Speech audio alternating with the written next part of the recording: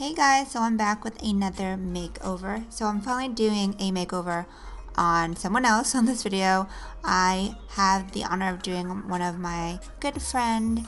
Her birthday was the same day that I was doing my prom makeover for our nonprofit, and she's also a board member of my nonprofit, Generacion Latina Inc., which I talk about a lot. So Berenice, aka B, is getting her makeup done that same day because not only were we doing the prom makeover, but it's also the day that we were celebrating her birthday, and we were going to go to dinner after.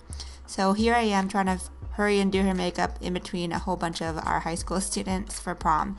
But I was really excited because Berenice doesn't wear a lot of makeup, but she's very artistic and creative, and she was totally willing to do a very fun and non-traditional makeup look. She gave me a picture, and it was an extremely dramatic chocolate lips, super like just vampy look. So I decided to get that to her. So here I am. I already primed her eyes with Urban Decay Sin eyeshadow base, and then I'm applying Embryolisse Hydra Matte to her skin as a moisturizer because she is kind of oily right now. And then we put Anti-Shine from Face to Face on her T-zone. So on the eyes, I'm going to start by applying an orangey crease transition, something like MAC Saddle, or texture, something orangey that's going to help warm up and help blend out the other colors. And I'm using all Vortex Sidonelli's Vortex brushes for the most part. So then I go in with a flat brush. This is actually from Low Cornell. It's a paintbrush. And I applied a shimmer to her lid. This is something like MAC Naked, what is that? Naked something, or like All That Glitters. And then I go in with back to that Universal Blender from the Vortex collection. And I go in and smoke out the outer V with a brown, something like Embark from MAC. This is my MAC neutral palette, so that's why they're all MAC shadows. And this is going to first smoke out the lid. First smoke. The second smoke comes from just adding black with a smaller brush. This is the Pointed Crease Vortex brush from Sidonelli that I designed. So now I'm smoking out the outer V even more with a little bit of black. I don't want to completely blacken out her eyes because she's going for a really dramatic lip.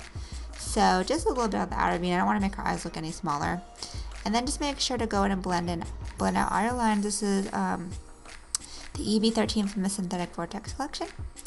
And then this little guy right here is a disposable eyeliner brush. I got these on eBay, and I really love them when I do really big gigs. And I had done a lot of girls that day for prom because it's a lot quicker and easier than using an eyeliner brush. But basically, it's a little felt tip. I don't even know if it's felt. It's like a plastic tip brush, but it's very precise and pointed and stiff. So I go in there with my gel liner from Inglot, the number 77, and I create a nice wing. And and the palette on my hand is an Eve Pearl palette.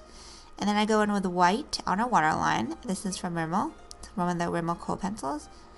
And this is going to help also kind of open her eyes and add a little bit more to the avant-garde look. And then we go on the bottom with MAC. It's either MAC Feline or Smolder Eye Kohl. And that goes on the lower lash line. Just halfway. Again, I'm not trying to completely close out her eyes. And then we smudge that out with a little bit of black just to set that liner. And then on the actual waterline, I'm going back with that shimmery nude because I felt like the white was a little too stark for her skin tone, and I tone it down and I set it.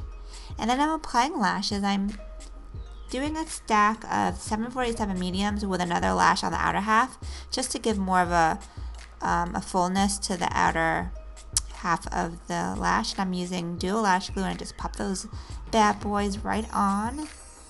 And those are also they just really make the eyes even more dramatic. So then I'm using a Real Techniques brush to apply Eve Pearl Medium Salmon Concealer to correct darkness under the eyes. I do this with everybody. I love this product. Look at her. Look, she's smiling and laughing. I love her so much. So anyways, the camera cut off because I was probably running around, and I'm applying foundation. It's a combination of Makeup Forever HD with Graftobian. I did bronze her up a little bit because I wanted her to kind of have a glow. And then I did her eyebrows. That was off camera. The eyebrows, I deepened them a lot. I used MAC Stud, which is like the darkest eyebrow pencil that they have, and Anastasia brow powder because I wanted her eyebrows to be dark. And her hair is dark, so she can get away with it. And they're definitely thicker than normal.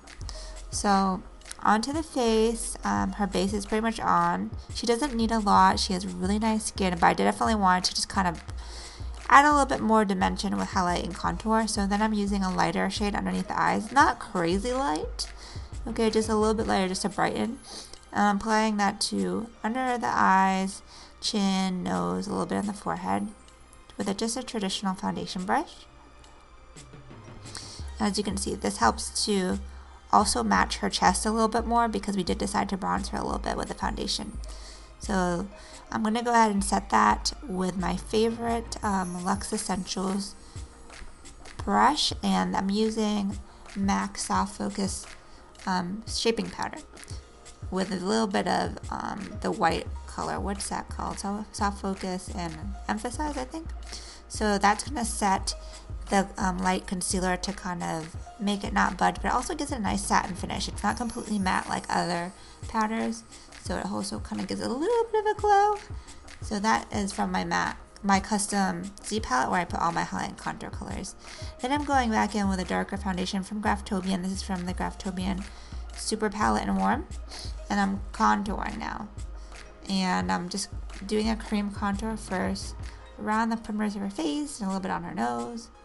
The look isn't about a super beat contour, but I want to give her, again, that glow. So then I'm blending it out with a beauty blender to the point where you don't see any lines, you just more so see the bronze.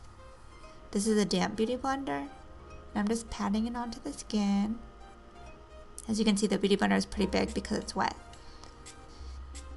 And we're just creating a little bit more dimension to her face. My big head blocking the screen. So yeah, just continue to blend. You don't want any like harsh lines, and you don't want to overblend where you move the product into the highlighted areas, because then it starts to look muddy, and that's one of my pet peeves when it comes to contour, when the contour spreads a little bit too much. So here I am blending it out. Blend, blend, blend, blend, blend. So now I'm going back and I'm adding a little bit more brightness to under the eye using the white toned sculpting powder, or the shaping powder from MAC Pro, just with a fluffy large crease brush. This is also going to help lock in the setting aspect of it so she doesn't get oily later on. So then I'm using Graftobian blush. I have a mixture of blushes in this 10-pan palette from Camera Cosmetics. They're all Graftobian blushes, and I really love to add nice amount of blush when it comes to a dark lip look, so that way it keeps your skin looking glowy and you're not all paled out. So this is a mixture of like some mauve tones, and as you can see, it definitely brings life to the skin, and you place this in between the highlight and the contour, so it kind of fills that gap back in. So here I am putting it like at a diagonal, and that helps to further shape and thin out the face and give color at the same time. So yeah. Then we're going to apply some mascara. This is a mascara guard, this pink little doodad. This really helps me to quickly add mascara to my client's eyes without accidentally hitting their face with the mascara wand.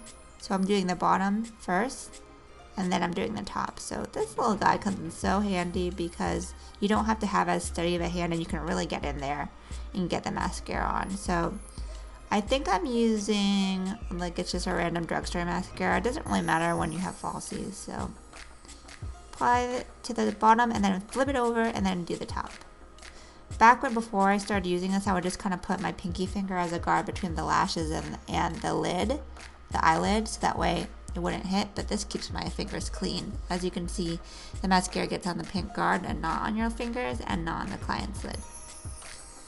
So that was more so to blend her real lashes with her false lashes, and later on I'll curl them all together. So the look is definitely coming together. Now we're going to add a little bit of highlight. I'm using MAC Soft and Gentle Mineralized Skin Finish, and I use also a little bit of Lorac Tantalizer mixed in. So this is my custom Z palette with my highlighters, and I'm using a Soda and Lace Luxe Essentials face brush, which I also designed for Soda and Lace. Look at that glow. Gotta have the glow on your birthday. So then I'm going in with the Lorac Unzip palette, one of my favorite palettes and just a pencil brush. And we're just going to add a little bit more of a smoke to that lower lash line. I used black earlier, but now I'm just going to use brown to just kind of continue the shadow effect without being too dark like a black. So then I'm blotting off the Aquaphor moisturizer that I put on her lips because we're about to do that vampy lip. So you want the lips to be moisturized but not greasy. So just wipe off the excess lip product which you put on in the very beginning. And that way it has time to sink into the lips by the time you get to the lips, which you usually do last. So here she is having fun, enjoying the makeover. We're chatting it up probably. Alright, so then I'm going in with a really dark lip pencil. This is MAC Night Moth. So it's a very deep burgundy, kind of almost purpley shade. And I already told her at this point that I'm going to overdraw her lips just a little bit, nothing crazy, but just so that way you can really see all of her lips, like the top and the bottom. And when you have a really dark lip color, it's easier to overdraw without it looking so obvious. So make sure to get the little corners. Mind you, she was like probably looking at one of our girls getting made over because there was 3 other makeup artists in the room doing prom makeovers and I was kind of mentoring them and chatting to them. So sorry if we got distracted. So here I am outlining the lips. This is pretty much the center of the look. She wanted a chocolate lip. I didn't have it, so I had a very vampy deep burgundy shade, which was like kind of giving the same effect. And thank goodness I brought this because it was in one of the new products I was trying out that I brought a bunch of new stuff to try on the client. So this is Offer Long-Lasting Liquid Lipstick in Harlem. So I'm applying it with a disposable doe foot applicator. And as you can see, it's a very deep burgundy vampy shade. And I'm just filling in the middle from where I put the Night Moth lip liner. So I use my pinky to balance on her chin. Sometimes I put a little puff or sponge on my pinky when I rest on the client's face. But she was my homegirl, so I did not. But yeah, that way you can balance and get a precise application of lip color. Balancing is always a good idea, so that way your hand's more steady. Look at that. Look how nice that lip color looks on her. She can totally pull this look off. Like, I think this brings out like the inner goddess in her, like the fierceness that this lip color does that. So then I go in and I'm just kind of touching up the lip color. And then at the same time, I'm going to go back in with that lip liner and just like redraw the outline. So that way it's very straight. And then I can kind of balance out any areas that need to be symmetrical. So just clean up that lip line. If you're very careful, you don't have to go in with concealer. And I don't really like going in with concealer after I do a bold lip or red lip because it's just another step I want to avoid. So if you're really careful and your pencil is nice and sharp, you can get a nice clean line without having to put concealer around the lips. So here I am. As you can see, I overdrew the lip just a little bit to give a little bit of fullness, but it's not like a Kelly Jenner lip or anything crazy, but just a little bit something.